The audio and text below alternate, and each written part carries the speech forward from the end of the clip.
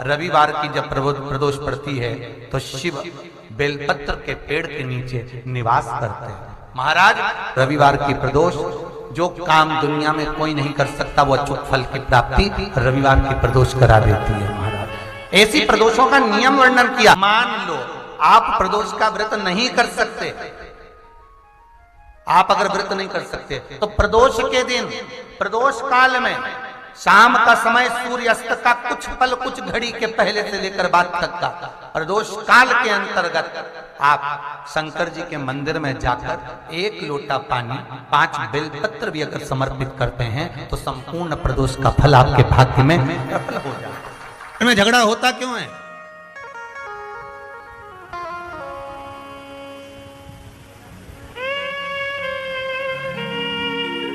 ये बेलपत्री जो होती ना, अपन इसको शिव जी पे कैसे चढ़ाते हैं?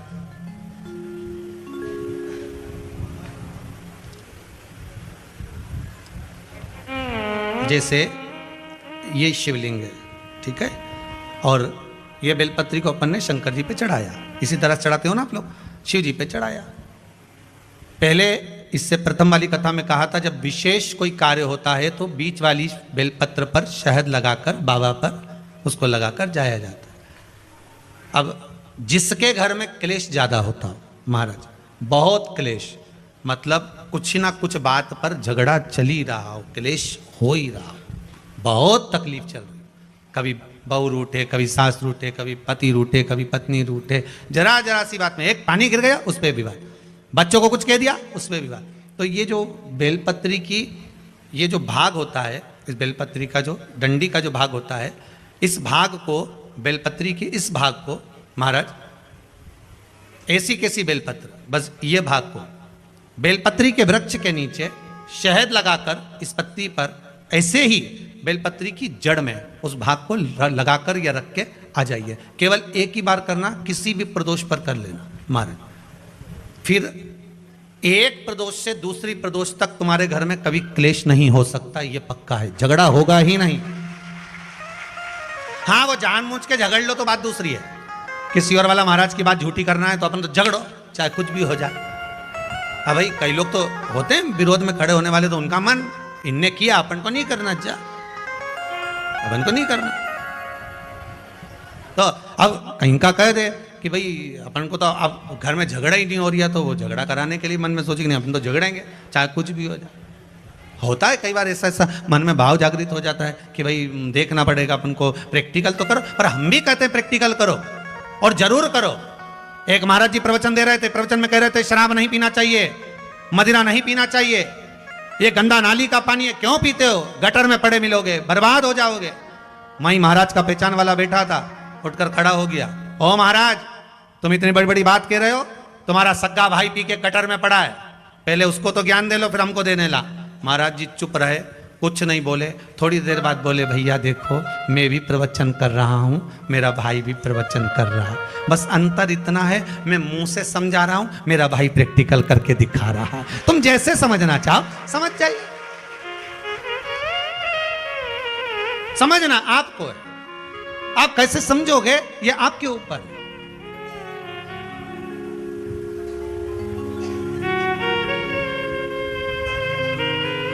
भाई जो ना समझे उसके लिए एक विदेश से एक अंग्रेज आया और उसने दीवार पर जितने कंडे बने थे गाय के उसका फोटो खींचा, तो उसको गांव के 10-12 लोग देख रहे थे और वो बढ़िया हेटमेट लगा के फोटो खींच रहा था, चश्मा लगा के। तो उसको बड़ा आश्चर्य हो रहा था, तो गांव के लोगों ने पूछ लिया,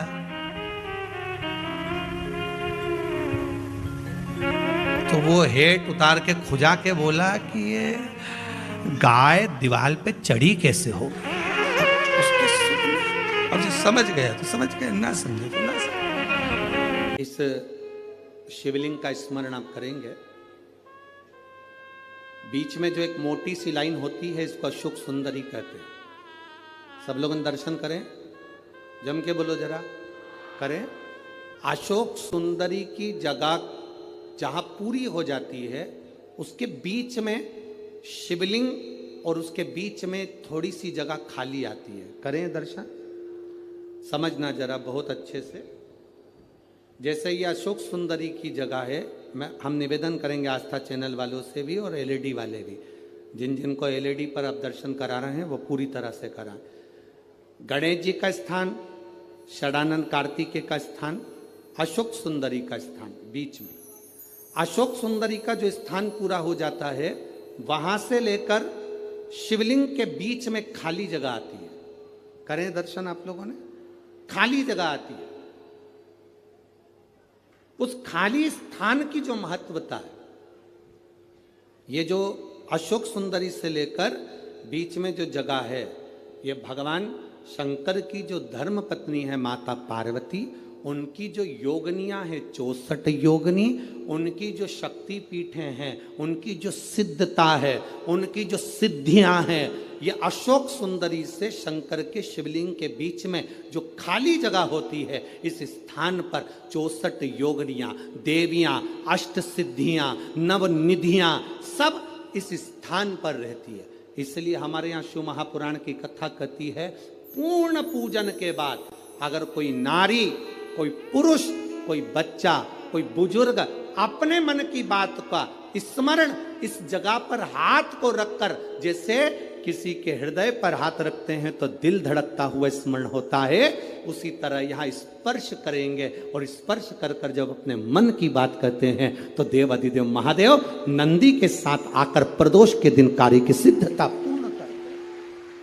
उस स्थान की मूलता होती है, वो स्थान। समझ में आएगी ना जगह? अरे बोलो तो जम के। नहीं समझ में आई हो तो एक बार फिर वापिस समझ लीजिए, फिर समझो वापिस। स्थान देखिएगा, अपने को भगवान की कृपा से यहाँ नागपुर में शंकर जी का शिवलिंग कोई ने कागज का बनाकर यहाँ जो भेजा, ये काम बाबा की कृपा से आप लोगों के स्मरण के लिए आया। देखिए जरा, गणेश जी का स्थान, कार्तिकेय जी का स्थान, बीच में ये आ गई अशोक सुंदरी की मोटी सी लाइन। अशोक सुंदरी की लाइन जहाँ खत्म होती है, वहाँ से जो शिवलिंग रखा है, इसके बीच की जो जगह है, ये जो बीच में अशोक सुंदरी के स्थान से लेकर शिवलिंग के स्थान के बीच में जो खाली जगह है, ये 64 योगनियाँ, अष्ट सिद्धियाँ, नवनिधियाँ, सब कुछ मेरे देव अधिदेव महादेव ने माता पार्वती को अपने चित्तवृत्ति के साथ यहाँ अनुमति प्रदान कर रखी है। वहां का स्पर्श, वहां का मात्र स्पर्श और हमारे दिल की बात। शंभो, जिस नारी को 30 साल हो गए हों, बच्चे नहीं हो, 35 साल हो गए हों, संतान नहीं हो, 25 साल हो गए, 20 साल हो गए, संतान का सुख ना हो, और डॉक्टर ने कह दिया कि कोई बहुत बड़ी बीमारी किसी व्यक्ति को है, रोग बड़ा, बीमारी बड़ी है, और उस बीमारी का कोई हल, उस रोग का कोई हल नहीं दिख रहा, कोई हल नजर ना,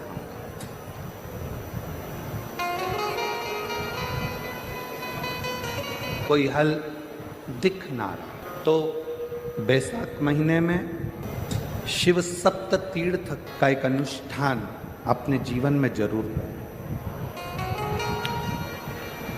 मट्टी के पात्र में जल भरना, और मट्टी के पात्र में जल भरकर प्रतिदिन रोज 7 दिन का ये नियम होता है सप्ततीर्थ। बस विराम जो है उसका प्रदोष के दिन होना चाहिए, और बैसाख के महीने में जब आप सप्त तीर्थ का अनुष्ठान करें, 1 घड़ा जल का रोज भरें प्रतिदिन, और 1 बेलपत्र, 1 शमी पत्र उस घड़े के नजदीक में कोई पात्र में अवश्य रखें। पात्र को, जो जल का घड़ा है, जल का पात्र है, उसको मट्टी के ही दीप से या कोई श्वेत वस्त्र जिसको मला गया हो, धोया गया हो, साफ हो, उस वस्त्र से ढक गया। एक दिन एक शिवालय में जाएं, शमी पत्र अशोक सुंदरी वाली जगह पर समर्पित करें। अशोक सुंदरी की जगह जानते हो ना आप लोग? अशोक सुंदरी की जगह पर शमी पत्र समर्पित करें। बेलपत्र जहां आप खड़े हैं वहां डंडी का भाग आपकी ओर हो और बेलपत्र शिव जी को समर्पित करा जाए। फिर जो मिट्टी के पात्र में जल है वो भगवान शंकर को अपनी कामना कर कर शिव जी को समर्पित कर दो। संतान के लिए कर रहे हो तो वहीं से जल को एक कटोरी में, एक पात्र में झेल लीजिए। उस जल का आधा भाग नंदी के पास बैठकर आप ग्रहण कर लो, आधा भाग अपने पति को देना प्रारंभ कर दो। कोई रोग के लिए कर रहे हो, किसी बीमारी के लिए कर रहे हो तो वो जल आप अपने घर की देहली में प्रवेश करने के पहले अपने मुख में उसको ग्रहण कर लो। एक दिन में एक शिवालय, दूसरे दिन दूसरा शिवालय, तीसरे दिन तीसरा शिवालय। अगर अपने नगर में, अपने गांव में, अपने क्षेत्र में 7 शंकर के मंदिर नहीं हो, यदि अपने गांव में, अपने नगर में, अपने क्षेत्र में 7 शंकर के शिवालय नहीं हो तो मिट्टी का शिवलिंग बनाकर उस पे चढ़ाओ। पर रोज एक शिवालय अलग होना चाहिए। प्रदोष के दिन जब आप इस सप्त तीर्थ का विराम करेंगे उस समय पर जल, जब प्रदोष काल आए, प्रदोष काल का जब समय हो जल चढ़ाओ सुबेरे। पर प्रदोष काल का जब समय हो उस जल का पान उस प्रदोष काल में कर ले। प्रदोष को जो प्रदोष काल में उस जल को शंकर का पंचाक्षर मंत्र नमः शिवाय, षडाक्षर मंत्र ओम नमः शिवाय या श्री शिवाय नमस्तुभ्यम बोलकर प्रदोष काल में उस जल का पान करें। बाबा को प्रार्थना करें, शिव से विनय करें। ये नियम केवल बैसाख के महीने में होता है, इसको बाकी के महीने में नहीं किया जाता है। इसको बाकी के महीने में नहीं करते, केवल बैसाख। महापुराण की कथा यहाँ तक कहती है मंदिर में जल चढ़ाने जाओ तो अपने घर से जल लेकर जाओ। सप्त तीर्थ मंदिर में तो बाल्टी भरकर रखा रहता है, लोटा भी रखा रहता है, कलश भी रखा रहता है। मंदिर का पानी भरकर मंदिर की महापुराण की कथा श्रवण करने वाले प्रत्येक नहलाना बेटा बेटी से अपने घर से जल लेकर जब जाओ। शिव महापुराण की कथा सुनने वाले प्रत्येक घर का पितृ दोष भक्त और घर का काल सर्प दोष तो कहेंगे कि उस लोटे के माध्यम से जाएगा। कोई रोग नहीं भी है, संतान की प्राप्ति नहीं भी चाहिए, उच्च शिक्षा के लिए आप कर रहे हैं, इस नेपाल देश जीवन की खुशहाली के लिए कर रहे हैं, तो महादेव की कथा में निवेदन करना चाहूंगा, जो बेटा बेटी नौकरी के लिए अप्लाई कर रहे हैं, जो बेटा बेटी चाहे सरकारी नौकरी हो, प्राइवेट नौकरी हो, सर्विस के लिए शंकर भगवान को धतूरा कब चढ़ाना चाहिए उसका विशेष ध्यान दुर्वा जैसे शिव जी को समर्पित कर प्रदोष है, धूप जानते हो ना, दुर्वा या सब जानते हैं, सोमवार है जो माला पिनाई या कोई विशेष आपका उत्सव है तो आप शिव जी को धतूरा चढ़ा सकते हैं। या विशेष कोई बीमारी ऐसी लग गई है या विशेष कोई तकलीफ ऐसी हो गई है जिसका निवारण नहीं हो रहा तो आप धतूरा चढ़ा सकते। दुर्वा धतूरा चढ़ाने का भी एक क्रम है। जो बेटा हल्दी में भिंगो कर धतूरा चढ़ाया जाता है, पढ़ाई करो, खूब पढ़ो, खूब तैयारी करो, चंदन में भिंगो कर धतूरा चढ़ाया जाता है आयु की वृद्धि के लिए। दुगनी मेहनत तुम करो अबीर को पाने के लिए। अबीर एक सफेद कलर का बॉर्डर होता है, एग्जाम के गुलाल जो होती है, गुलाल में अबीर डलता है, चमकदार, आपने देखा होगा शिव जी को। तो अबीर में धतूरा जो डुबो कर चढ़ाया जाता है, अबीर को लगाकर चढ़ाया जाता है, वो रोग मुक्ति का होता है। जैसे काय के लिए होता है वो? ये गोल जलाधारी, यहाँ से पानी नीचे गिरता है, बीच में अशोक सुंदरी का स्थान रोग होता है। तो ये जो दुर्वा हम चढ़ाएंगे तो धतूरे का भी एक स्मरण होता है महाराज। पर चढ़ाएंगे तो बहुत भारी रोग है, डंडी की जो भाग बीमारी लग गई है, डॉक्टर अपना काम कर रहे हैं, घर का व्यक्ति बहुत बीमार हालत में पड़ा हुआ है, तो शिव जी को बेलपत्री समर्पित के कर वृक्ष कर के नीचे पहले शिवलिंग दुर्वा का निर्माण चढ़ाएंगे, कर कर एक उसके धतूरा बाद में समर्पित करा जाता है, देवादिदेव जिससे महादेव को रोग एक से लोटा मुक्ति जल होती है। जो तुम घर उसमें से ना लेकर तो गए हो, हल्दी लगाई जाती है, ना चंदन लगाया जाता महीना है, ना अबीर लगाया जाता है, लगातार केवल धतूरा चढ़ाया। अपनी पढ़ाई की अपने मेहनत को करो, भी अगर गलत अपने विचार भीतर आते भी हो, मेहनत पूजन करो, के समय पर पाठ करते करते गलत जगह पर अपना मन जा रहा हो, जल और दुर्वा तो 5 प्रदोष एक कटोरी में 1 चम्मच घी गाय का, देसी गाय का 1 चम्मच घी, 1 चम्मच भी ना हो तो आधी चम्मच घी, आधी चम्मच भी अगर घर में ना हो तो 2 बूंद घी, 2 बूंद भी ना हो तो देसी गाय का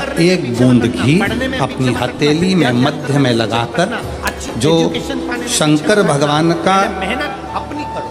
पूर्व में जो इंटरव्यू दिए हैं, भगवान शिव जी का जो शिवलिंग होता है, उस शिवलिंग के ऊपर के भाग पर अपनी हथेली को रखकर और जो अशोक सुंदरी वाली जगह है उस जगह पर अपनी हथेली का घर्षण करना चाहिए।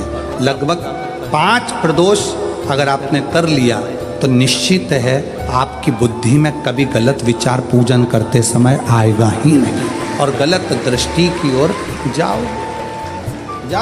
हम दुकान खोलते हैं, कपड़े की दुकान खोल रहे हैं, किराने की दुकान खोल रहे हैं, लोहे की दुकान खोल रहे हैं, भंगार की दुकान खोल रहे हैं, किराना की दुकान खोल रहा है, पान की दुकान खोल रहा है, वेद लक्षणा गाय, पर दुकान देसी गौ माता का घृत चलेगी कि नहीं चलेगी? जीवन को एक आनंद खोल का खोलो, चलेगी कि नहीं चलेगी? आनंद। जिस दिन तुम दुकान खोलो, 1 महीने पहले, 2 महीने पहले, 3 महीने पहले बाबा को दुर्वा चढ़ाकर 1 लोटा जल चढ़ाकर नियम बनाकर जाना, 3 महीने बाद में दुकान खोल रही हूँ, 2 महीने बाद में दुकान खोल रही हूँ, और मेरा विश्वास कहता है दुकान चलेगी।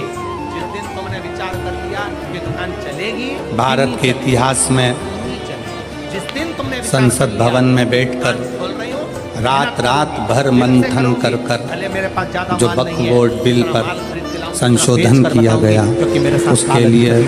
पूरे प्रशासन को बहुत बहुत साधु का भरोसा पक्का करो, बहुत जिस दिन साधु। तुम्हारा विश्वास दृढ़ हो गया, उस दिन तुम विजय। अब ये सब होने के बाद बच्चों का विल पावर कमजोर हो रहा है। एक संसद में एक बात और पारित हो जाए कि गौ माता की हत्या बंद हो जाए, इससे बढ़कर कोई उससे बहुत कठिन है। साथ वाले ऐसे मत ढूंढना जो तुम गौ माता का, देसी गाय का घृत, वेद लक्षणा गाय का 1 बूंद घृत हाथ की हथेली पर लगाकर शिवलिंग के ऊपर और अशोक सुंदरी की जगह पर घर्षण करने से जो गलत विचार, गलत सोच, गलत दृष्टि, गलत भाव नहीं है। मेहनत करूंगा, एक बात 4 चांद लगाऊंगा, अपने कहीं पर हृदय भी में जाऊंगा, उतार कर रखिए। पर जीत कर बताऊंगा तो वो फैक्ट्री भी जो फट जाएगी। बेटियां निश्चितता है, आपका ससुराल विश्वास में कमजोर दुखी नहीं हैं, बहुत कष्ट में हैं, या आपस में सामंजस्य पति पत्नी का नहीं बन रहा है, या कोई विवादित वाली बात है, तो निवेदन है तलाक पर बात को लेकर मत जाना। एक बार एक भाव जरूर प्रकट करना, महाराज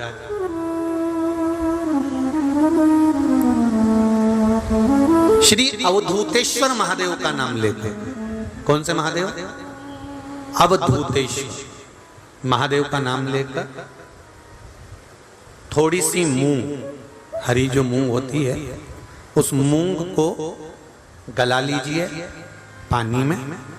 गलाने के बाद में उस मूंग को शिव मंदिर में ले जाकर भगवान जो नंदीश्वर विराजमान होते हैं वहां रखकर 7 बेलपत्र उस मूंग पर चढ़ा दीजिए।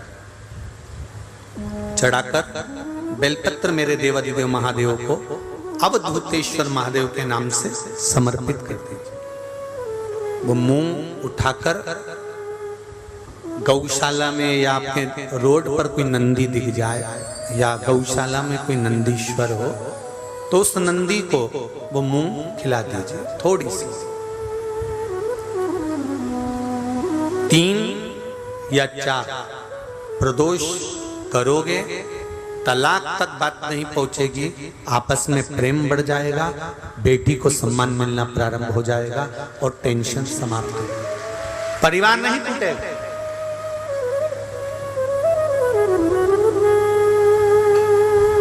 हमारे यहाँ तो मूंग का प्रयोग, जो हरी मूंग होती है, धना होता है, खड़ा धना, गुड़, ये जब घर में मंगल विवाह होता है, शादी होती है या कोई अच्छा फंक्शन होता है तो उसमें इन चीजों की जरूरत होती है। कभी आपने अपनी सासू माँ से पूछा कि मम्मी ये मूंग क्यों रखते हैं, ये गुड़ क्यों रखते हैं, ये खड़ा धना क्यों रखते हैं? ये तो सब दाल का सामान है, ये तो सब वहां रसोई घर में होना चाहिए, फिर ये पूजा की थाली में इसको क्यों रखते हैं, उसका कारण क्या है?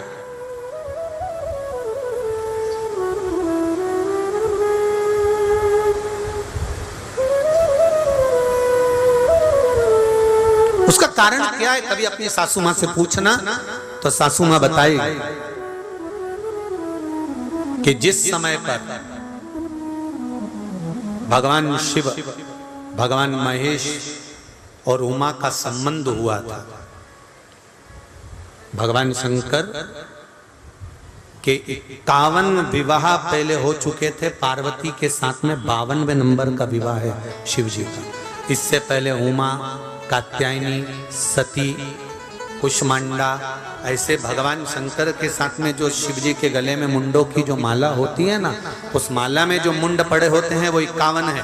पार्वती माता ने पूछ लिया ये मुंडे किसके हैं? शिव जी ने कहा सब तेरे। पार्वती ने पूछा वो कैसे? शिव जी कहते हैं तू इतने बार प्राणों को छोड़ चुकी है और जितने बार तू प्राण छोड़ती है उतने मुंडे में गले में धारण कर लेते, तेरी माला बनाकर पहनता। उमा और महेश का जब विवाह हुआ था, भगवान उमा और माता उमा और भगवान महेश का जब मंगल विवाह हुआ था, उस विवाह के समय पर माता उमा रुष्ट होकर भगवान शिव से, ऐसा नहीं है कि केवल माता उमा रुष्ट हुई, तिरुपति चले जाओ तो माता लक्ष्मी रुष्ट होकर नीचे बैठी हुई है।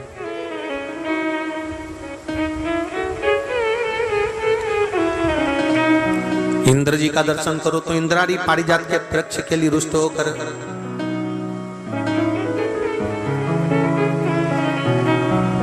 ब्रह्माणी और ब्रह्मा का दर्शन करो तो गायत्री मैया को यज्ञ में बिठा लिया पुष्कर जी में, तो गायत्री मैया को देखकर सरस्वती रुष्ट होकर बैठ गई। ऐसा नहीं है कि रुष्टता नहीं होती, होती है, पर उस रुष्टता में दोनों का साथ भी होता है। लक्ष्मी मैया से, भगवान विष्णु से लक्ष्मी ऐसी रुष्ट होकर गई कि नीचे आके बैठ गई, पर भगवान के पास नहीं पहुंची। ब्रह्माणी ब्रह्मा के पास नहीं पहुंची, पर पार्वती, उमा, सती शिवजी के पास के बिना दूर गई नहीं। दोनों, पार्वती मैया, माता उमा रुष्ट होकर भगवान महेश से चली गई, और जब भगवान महेश से रुष्ट होकर माता उमा जाती हैं, माता उमा चली जाती हैं, तब उस समय पर ऋषियों ने, संतों ने आकर माता उमा को समझाया। स्वयं देव ऋषि नारद भी उस समय पर पहुंचकर समझाए कि मां, यदि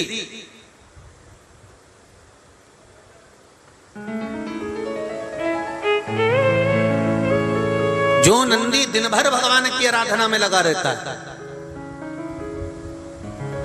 उस नंदी को यदि अर्चन किया जाए तो उसका फल हमें मिलेगा।